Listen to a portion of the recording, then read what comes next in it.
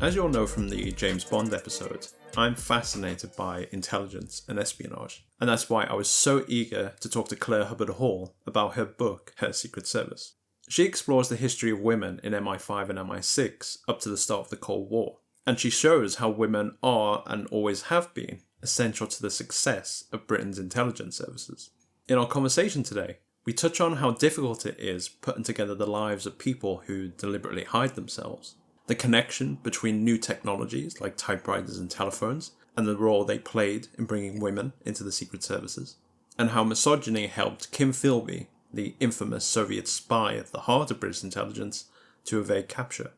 Claire and I also touch on how British espionage is more whimsical than America's, the real-life inspiration for Ms Moneypenny, and how the representation of female spies in TV and in films has changed over recent decades. I really hope you enjoyed the talk.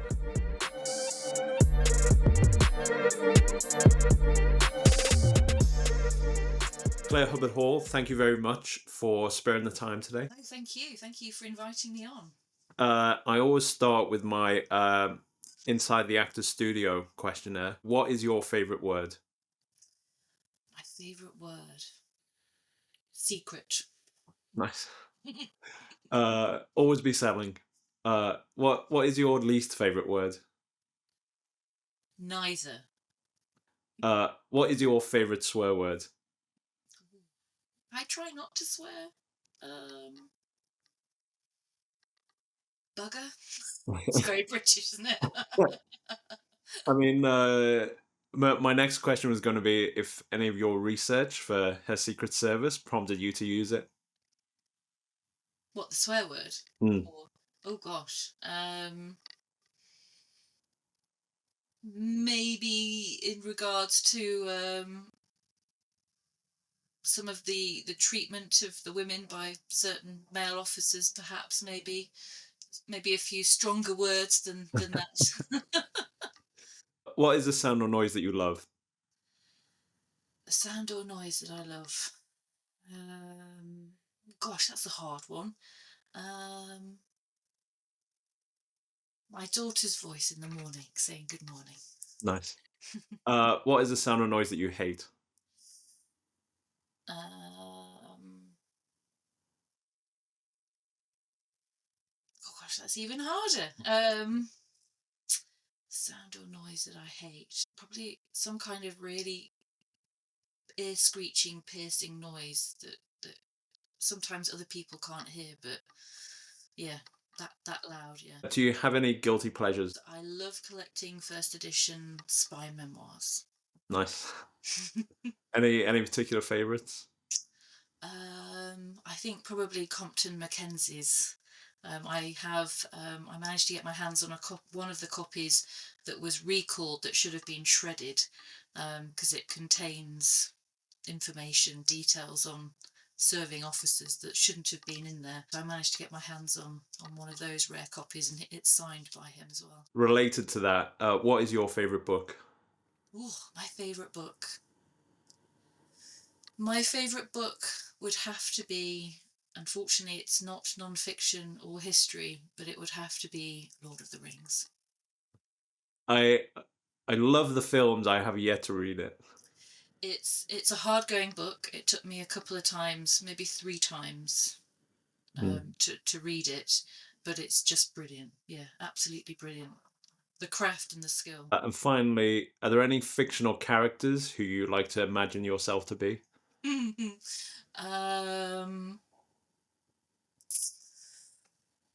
Gosh, I'd never thought about that before. That I'd like I could see myself, or I'd like to be. Either. Don't know. There's too many to choose from. It would definitely be a strong woman character. Maybe something from the spy world. Maybe Connie from Tinker Tailor Yeah, probably. That's probably who I would probably see myself as. I mean, I was planning on touching on Connie Sachs later, so Yeah, yeah. I've always been fascinated by espionage and British intelligence. I've long had an idea for a novel about basically MI5 and MI6 don't really exist, or at least don't exist anymore. It was decided in the 60s to use them as covers and actually create a whole unified British intelligence, but make everyone believe that MI5 and MI6 really exist, and that all the espionage focus goes on those Potemkin organizations. So I've always been fascinated by it. So I'm curious about how did you become interested in it? Well, so originally at university, my PhD was in German intelligence, the Nazi period, the Gestapo spy network. So that was kind of my first dipping my toes into the secret world, but doing it in a really horrible group of individuals. And yeah, so that kind of sparked an interest in terms of finding information that supposedly wasn't supposed to be there.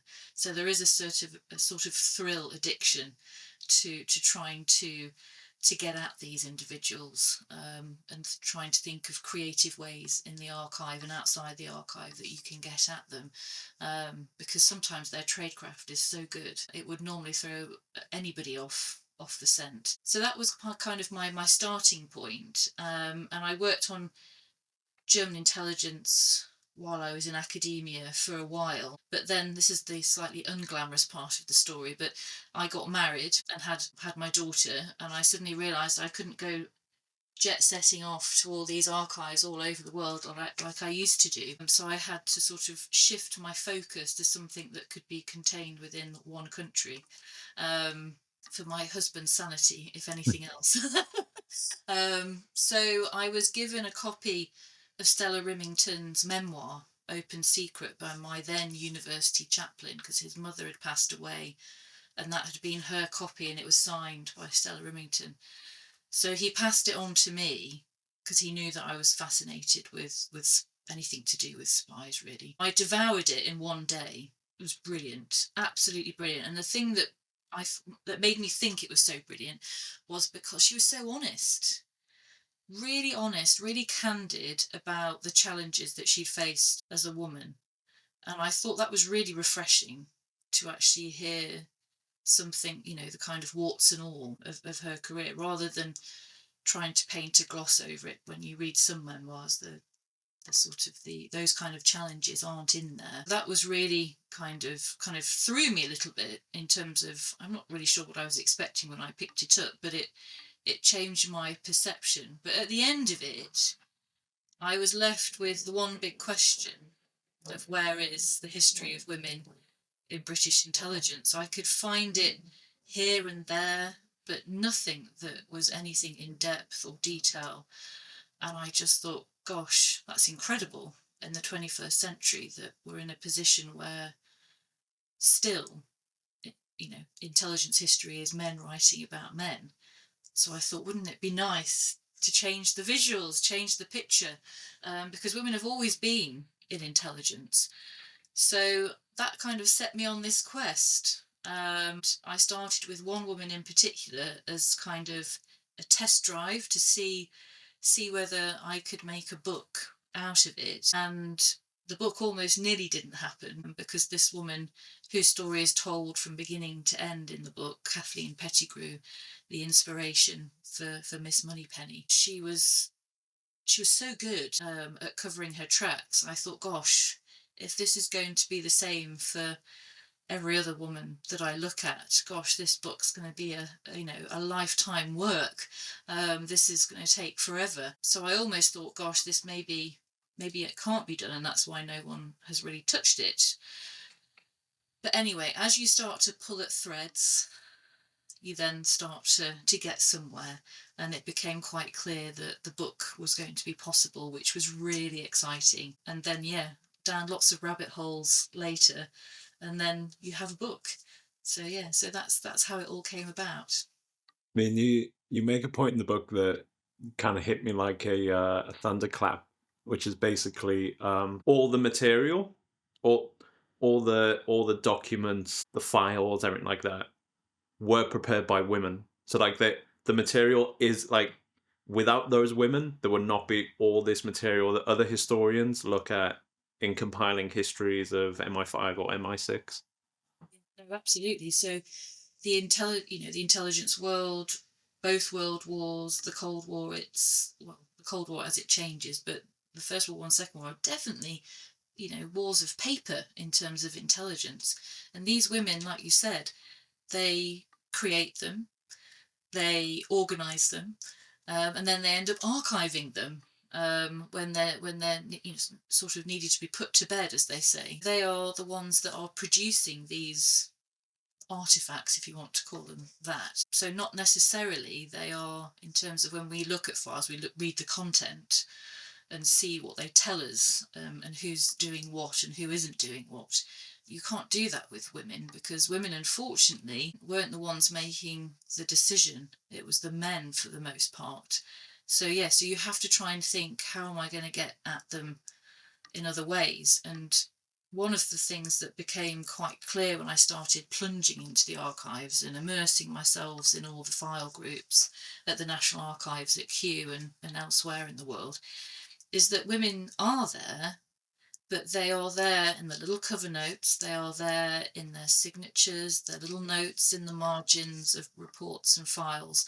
So you can start to get a sense of who these women are, how they're using, how they're handling the material, and suddenly, it's kind of like putting a key in the door and stepping through into the office, or wherever they are based, and you're there in the room with them. And it's a completely different world to the one that we exist in now, in the working office in the modern world, where everything is digital, everything is on the computer. Whereas back then, I mean, it's clunky typewriters. Obviously, the modernisation of the office changes as you come through post-war 50s, 60s.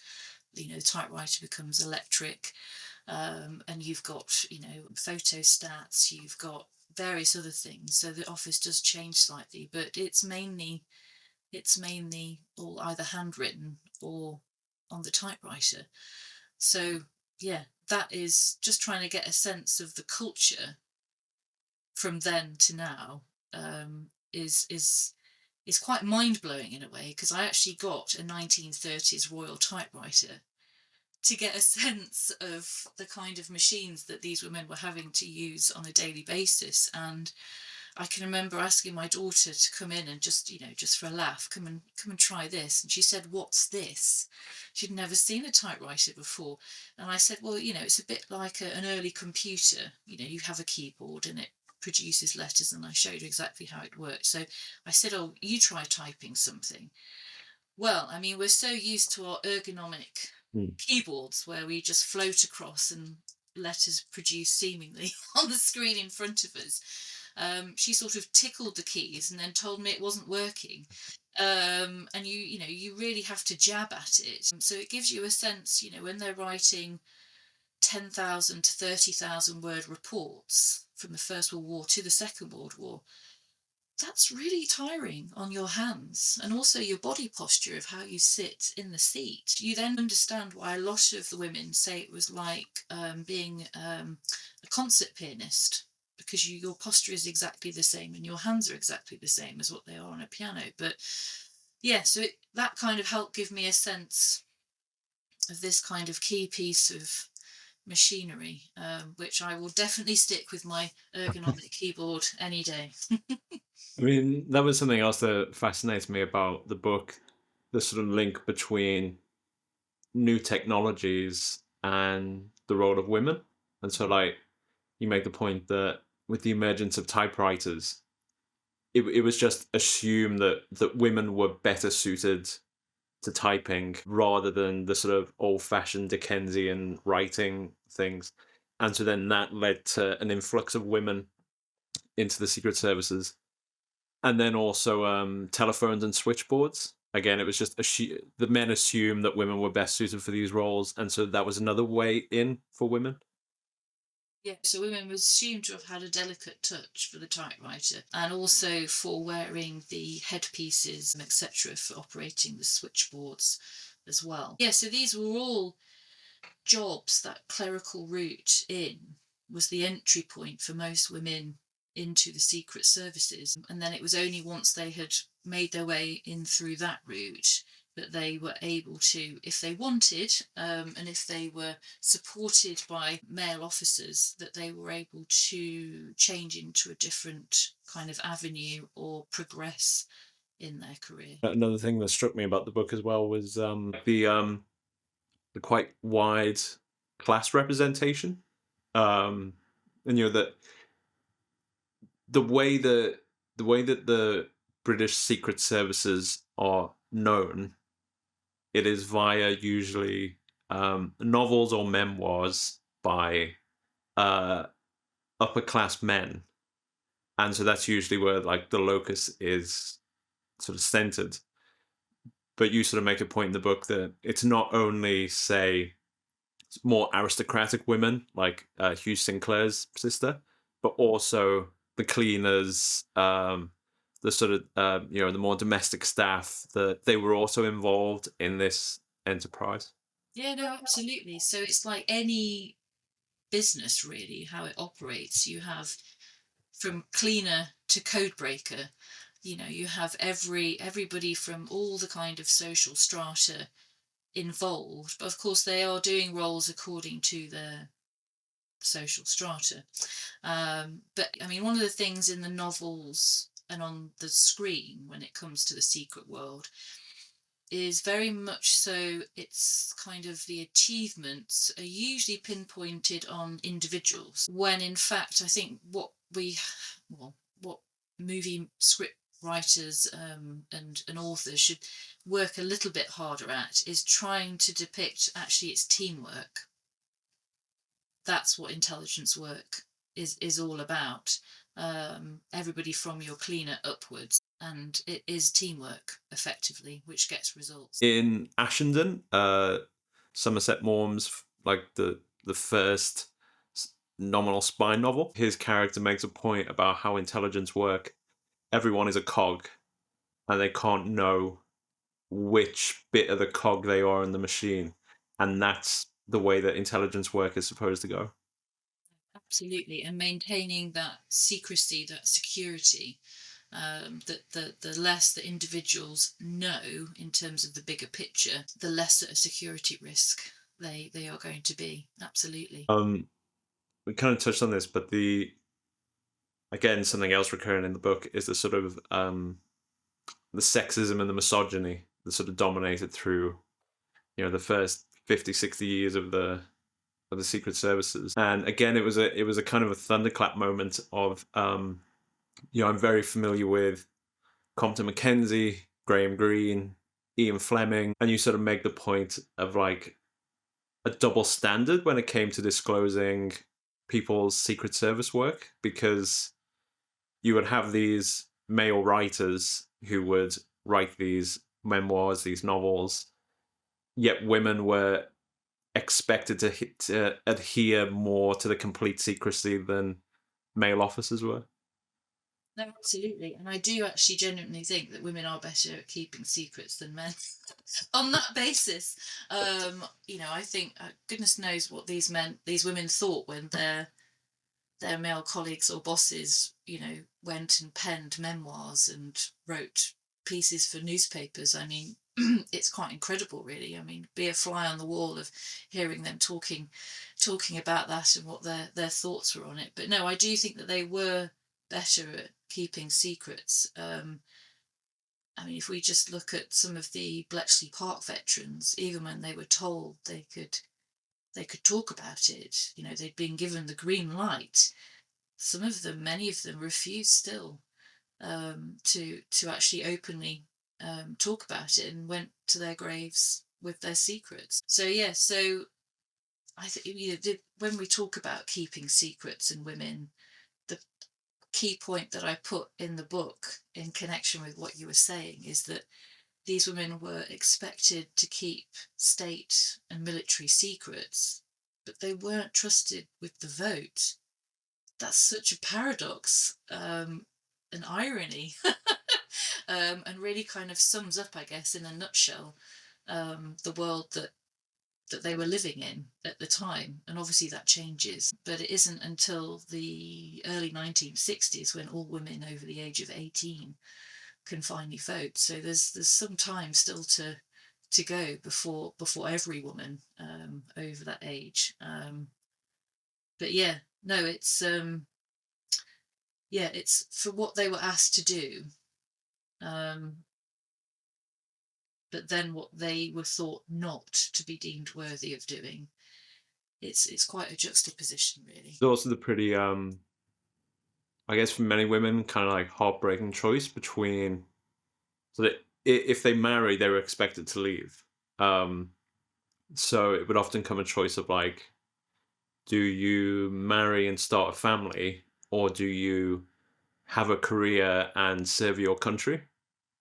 Was Yeah, not a challenge that was ever posed to men.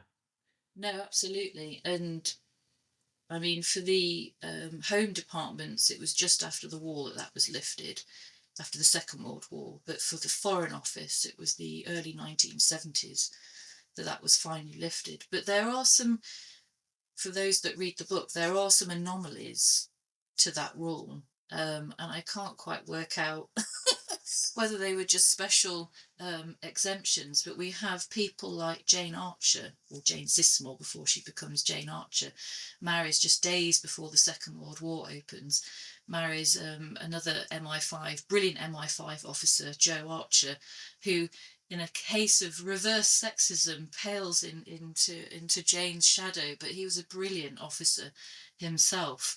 But yeah, so she was allowed to stay in post after marrying. And then we also have one of MI6's first female officers, a lady called Teddy Dunlop, who was out in Tangiers. Her story is absolutely fascinating, with the backdrop as well, very James Bond. But she was under ambassadorial cover, and that might be why she was permitted to marry and remain in post. But she also had a small daughter, a toddler, kicking at her heels when she was doing her work during the Second World War and just after as well. Yet she remained in post, and there are a few other anomalies to that rule as well. But for the main part, you are absolutely right that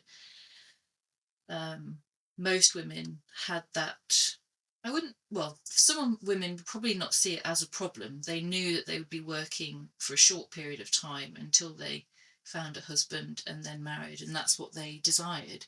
But for those women who were the career women, that probably would have been a problem because they did have partners, but they could never marry because if they did that, so it's a sort of a pull in both directions, whereas men never had that, like you said, never had that problem to contemplate. I think it's, if I'm remembering rightly, I think later in the book you mentioned about Kathleen Pettigrew having a partner. For someone who was that senior, that well integrated into the running of MI6, and yet could still not, say, cross that threshold of making the relationship more serious. Yeah, no, absolutely.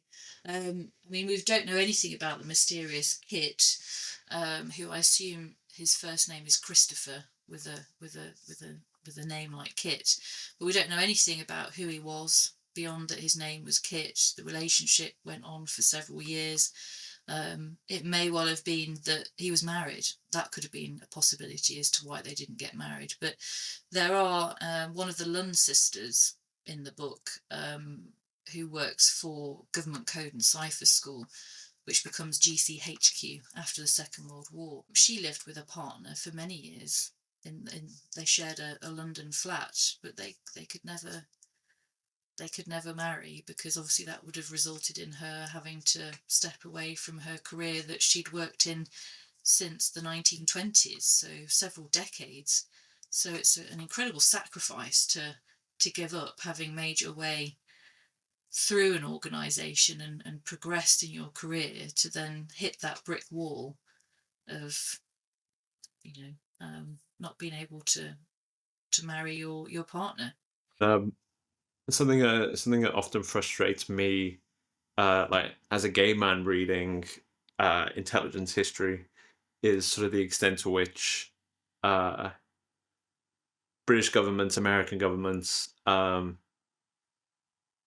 cut themselves off from talent or sort of loyal citizens and everything like that because they were gay or because they're a woman who's in a relationship with a man but can't marry.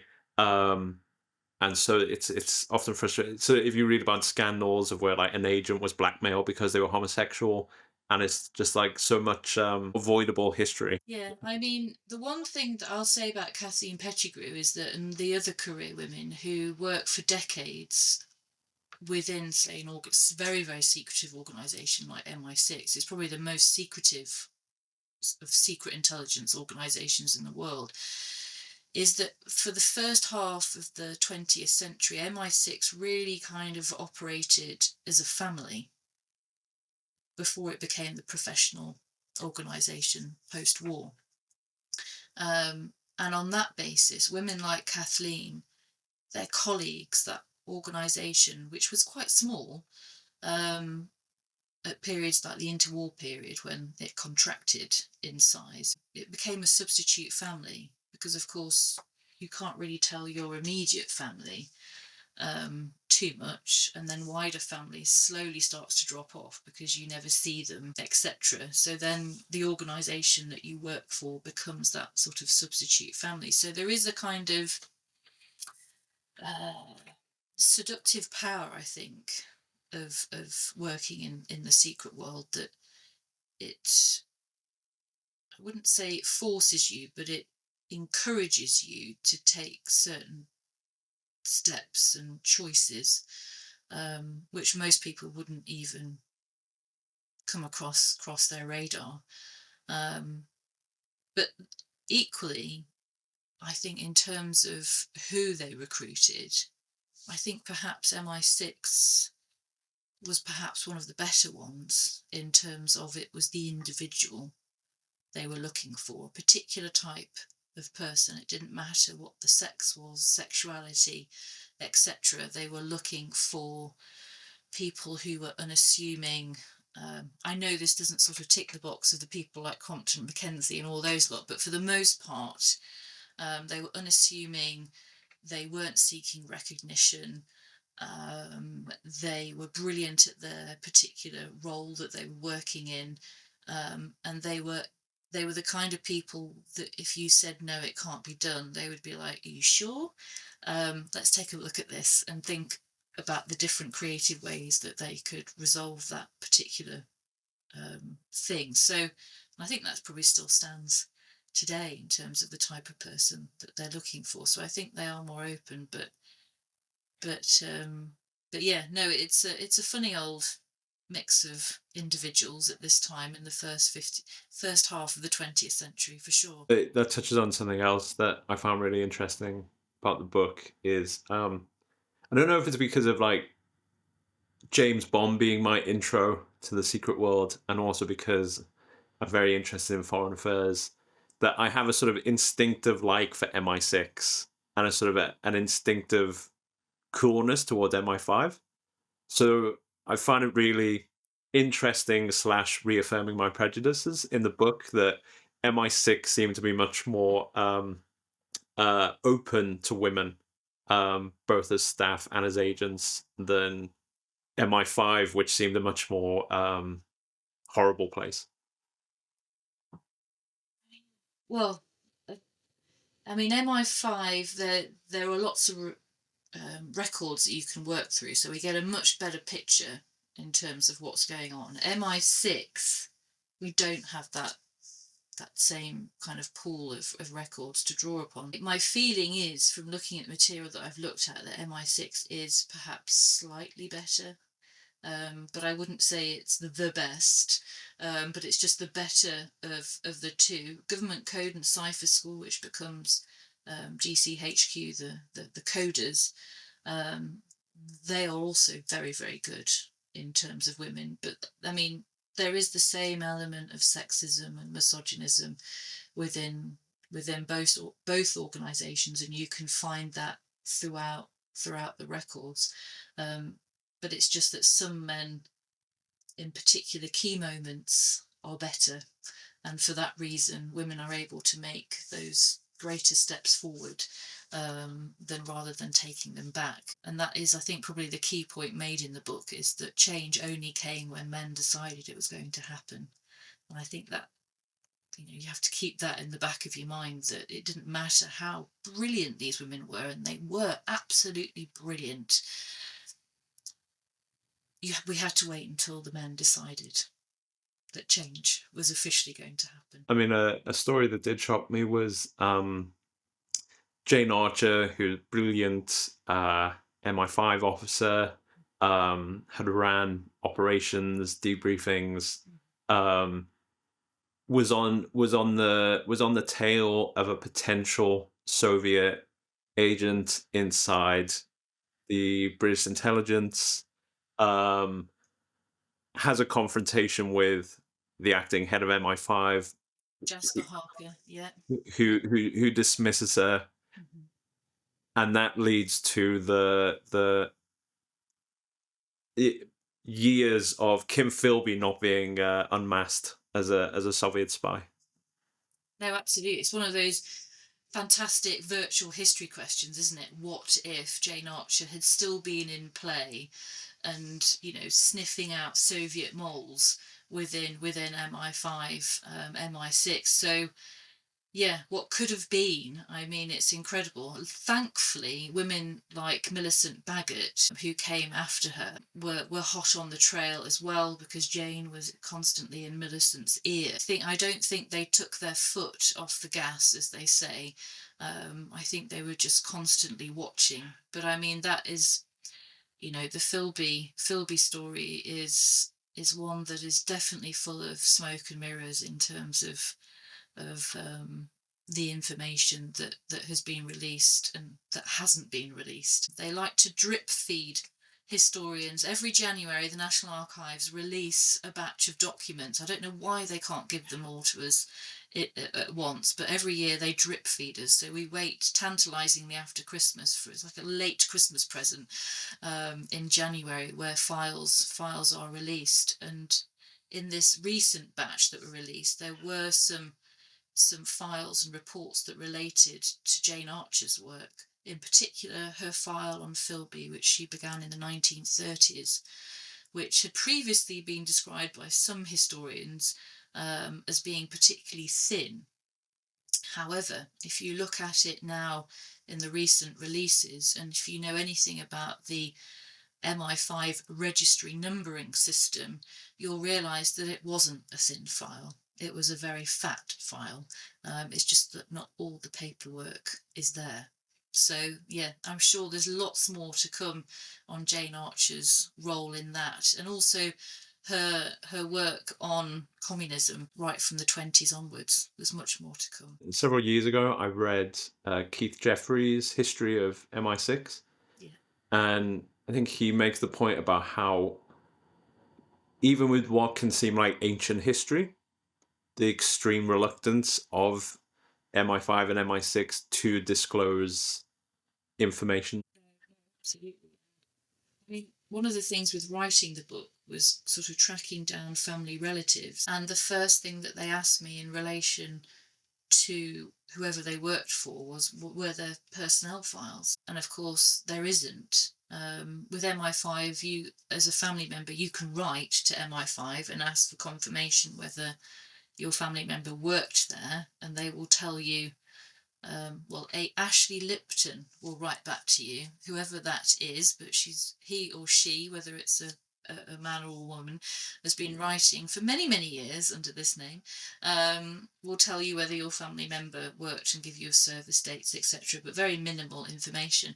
Whereas, of course, MI6 have never disclosed any details of people who have worked for them in the past. Last year, out of character, Agent Ecclesiastic, who was a World War II MI6 spy, working in Lisbon, undercover in the Apfir office, I think. She's pictured in Keith Jeffrey's book taking a photograph of some files, and her Apfir handler had taken it as sort of leverage over her. And that remarkably appears in Keith Jeffrey's book. I mean, it's a fantastic photograph.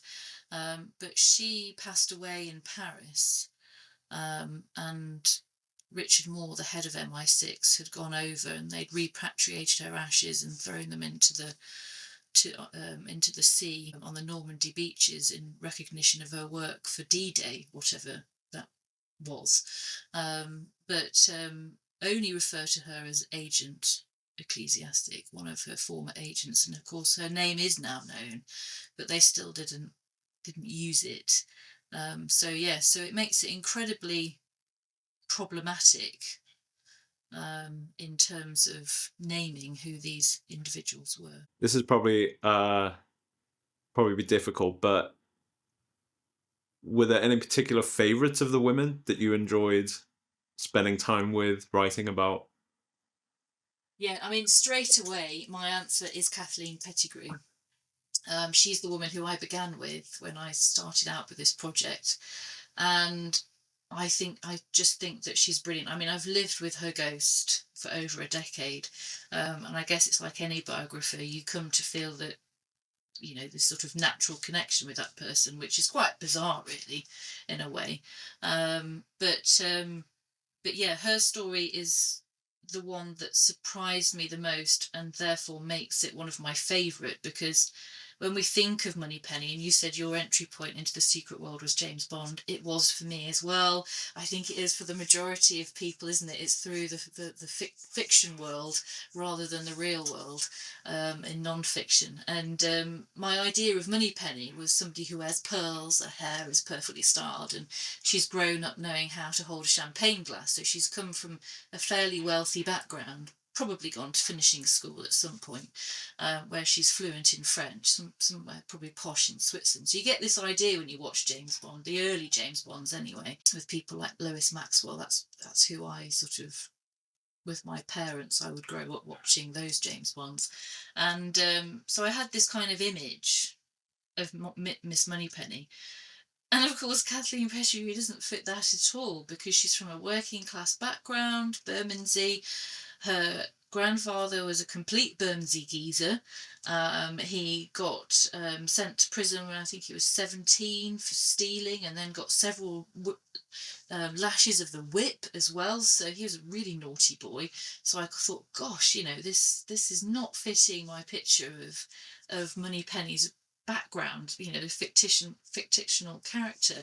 And she grew up in George Court, which, if your listeners are familiar with, which is off the Strand in London. And she lived above the sort of grocery shop in just 3 rooms with her parents and her older sister. And everybody else that lived in George Court was sort of in one room because they were either out of work, they were sort of very hard up. So she kind of really came from working class stock, and through good schooling, which her parents ensured, and then going to somewhere like Pitman's, that kind of professional secretarial stenography course, probably having elocution lessons along the way to lose any kind of Cockney accent, which I'm sure she would have had.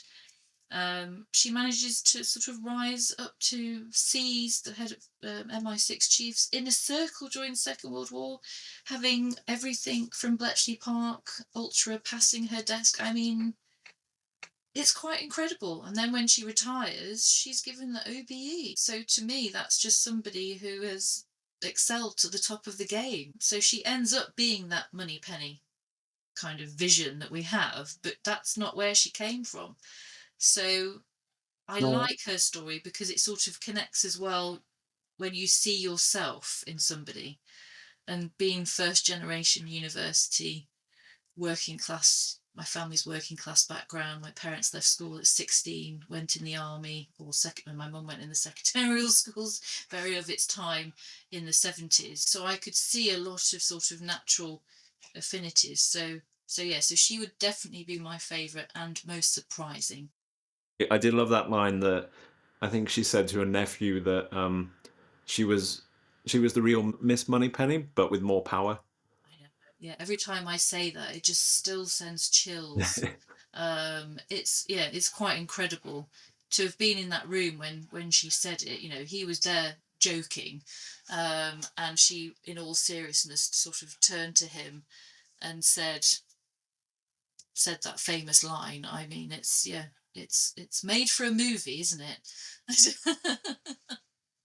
That kind of touches on, um, as I was reading the book and you were talking about Kathleen Pettigrew as the inspiration for Miss Moneypenny, I was going through my head the the representations of women in intelligence over the last 60 years or so in popular culture, and I was sort of it's like a sort of an evolution of, you have the sort of Kathleen Pettigrew, the Miss Moneypenny without the power, and then you have Connie Sachs, who's very influential, head of research in the circus, um, briefly kind of Smiley's number two in The Honourable Schoolboy. And then what was my first, I guess, introduction is Judi Dench's M.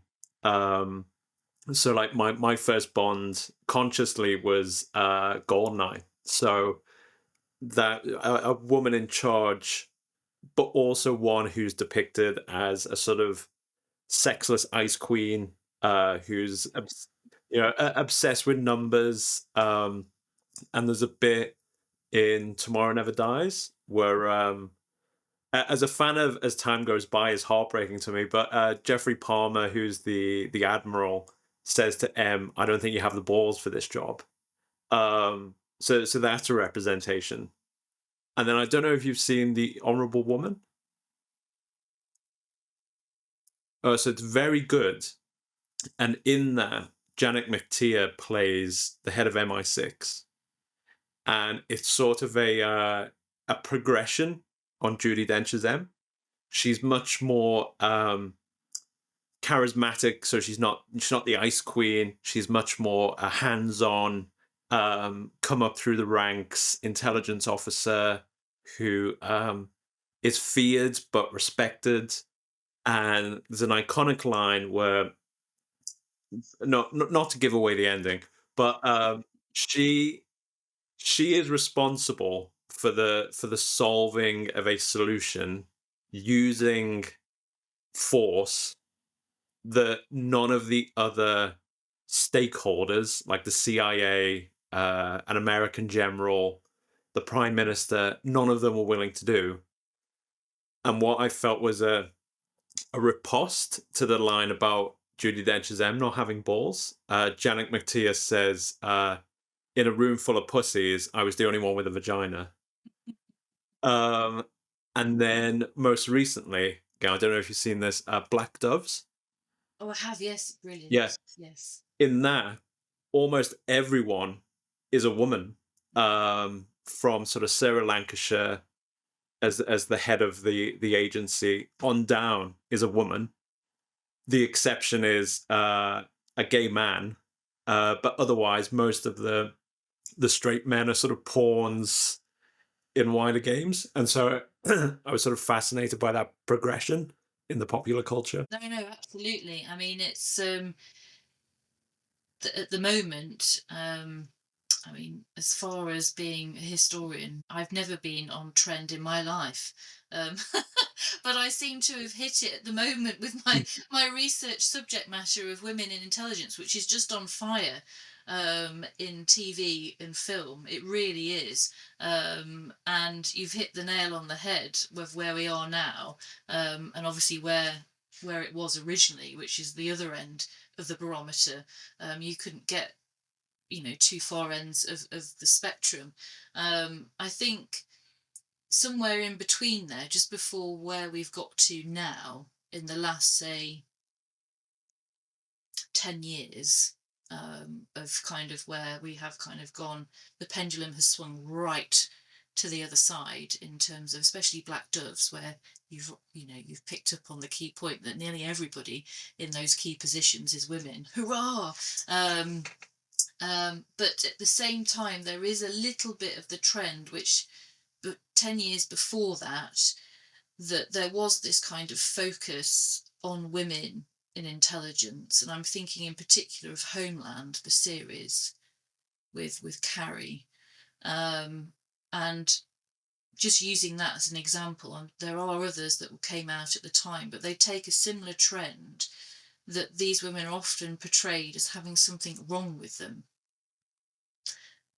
So Carrie has a serious mental health issue. I think it's bipolar, but very, very extreme, that impacts her work. And she does lose touch with reality at certain points in the series. And there was that kind of trend at that point to kind of focus on women. But then we have pushed past that a little bit, and now we have these strong, women that can do anything, that they put their mind to it while still looking very feminine. So there's some interesting changes. And if you take the Moneypenny character, you can see how the changes in terms of following the cultural trends and the world in terms of representation, that we see Moneypenny as we move forward to Naomi Harris, that's it. Yes, that all of a sudden Ms Moneypenny, the Miss is dropped and it's Moneypenny, and we have a Black woman, for the first time. Fantastic. So we can start to see that the intelligence world is not, male, pale and stale, as the saying goes, that it is taking account for actual representation within the service. So you can start to see those. I just think it's fantastic. Black Doves, you still have, I can't remember the names of the two women who, in Black Doves, the young women who take on those kind of crazy, psychotic, psycho murderers, killers, assassins kind of role. But again, so you still have that kind of trend that there's something wrong with women at the same time as Keira Knightley's character. But yeah, no, it's I don't know. What do you have any thoughts on this kind of explosion on TV and film in terms of women in intelligence in films and TV? Do you have any idea as to why there seems to be this sort of insatiable appetite from the public viewing for it? Or is this being driven by the TV production teams and films?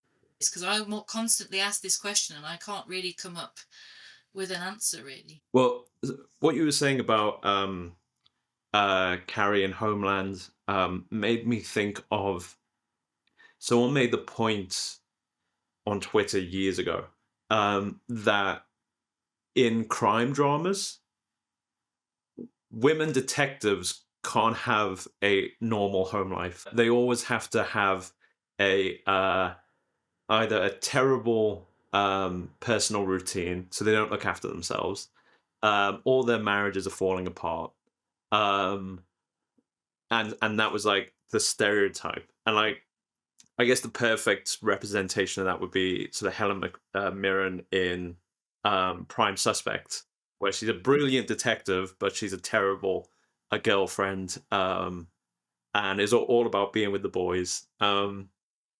And it dovetails with, again, this is going to seem a strange connection, but I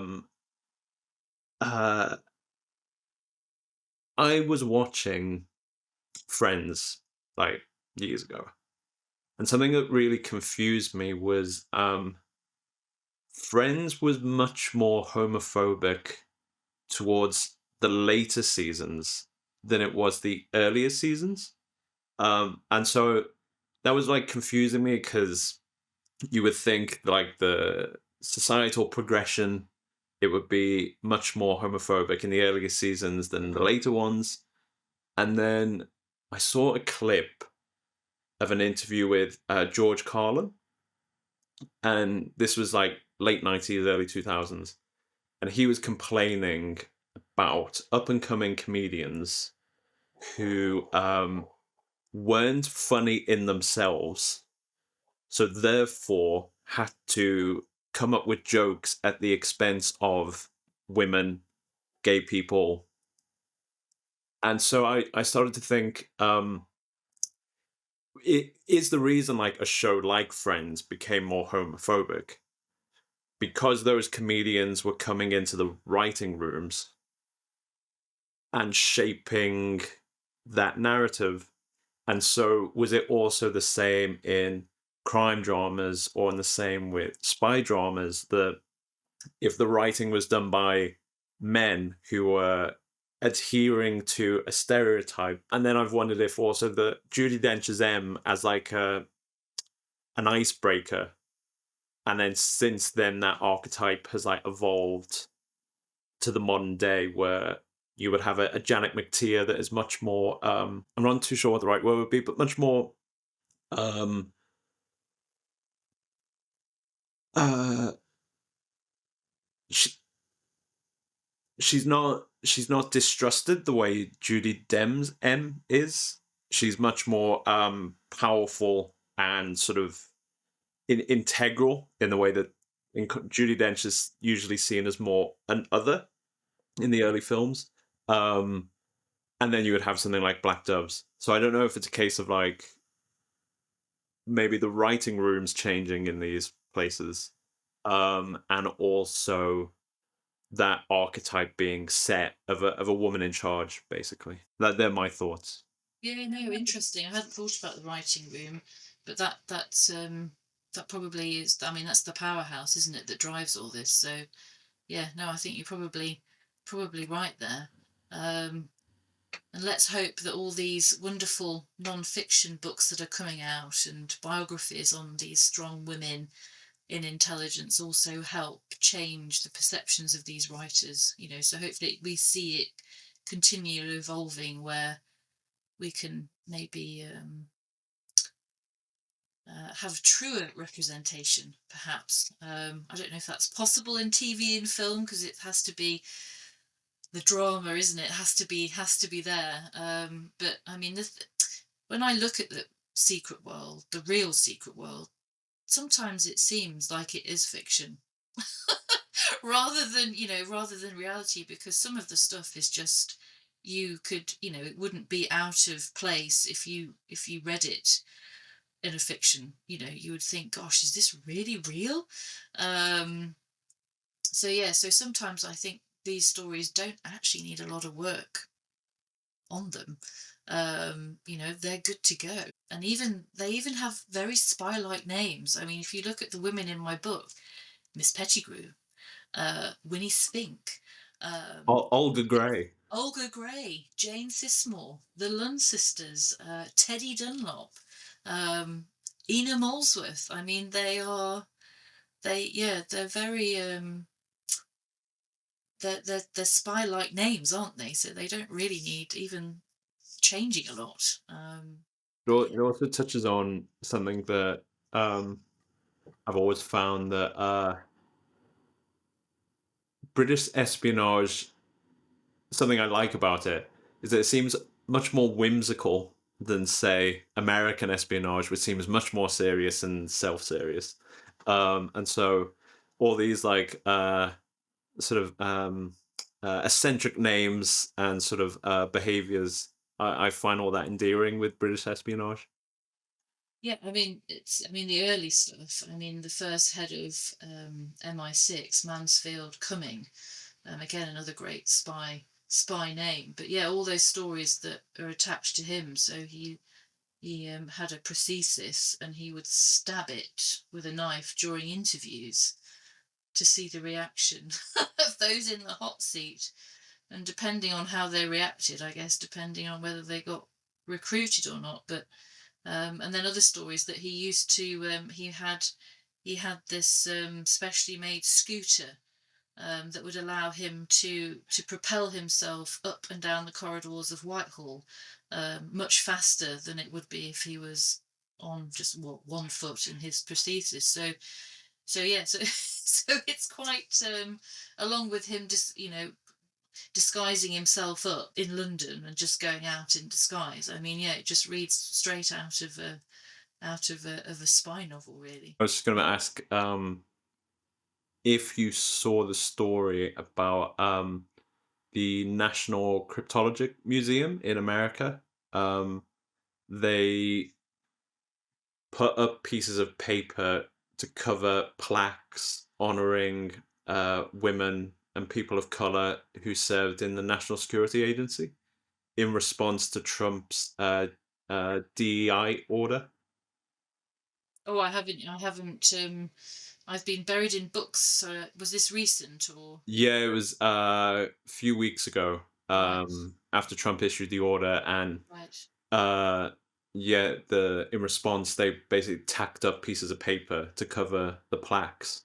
And I think they only took it down because Michael Hayden, I think the former head of the CIA, he took a picture, I think, and tweeted it, and sort of complaining. And I think after that, the pieces of paper were taken back down.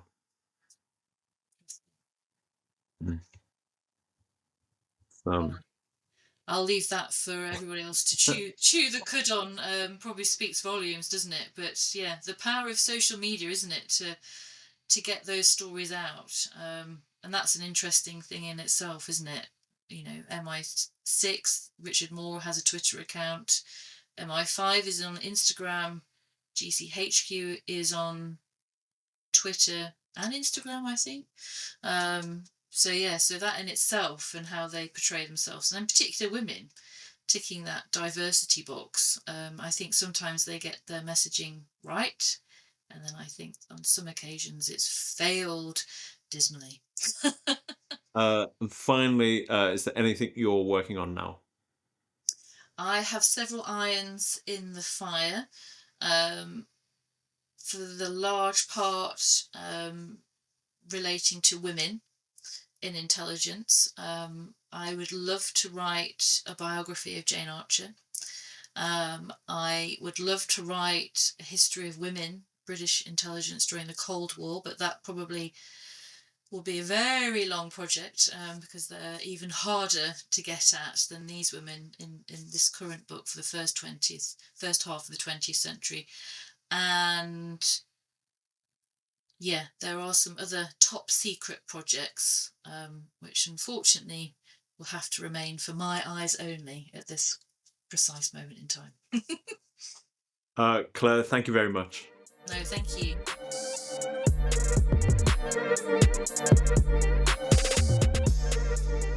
I just want to thank Claire again for sparing the time. If you enjoyed our conversation, please like, rate, and comment. If you would like to buy her Secret Service, visit the Strategy Hour and Bookshop page. The link is in the show notes. Next week will mark 400 years since the death of King James I of England and VI of Scotland, and I'll be talking to historian Claire Jackson about this controversial monarch. I hope you all tune in again next week.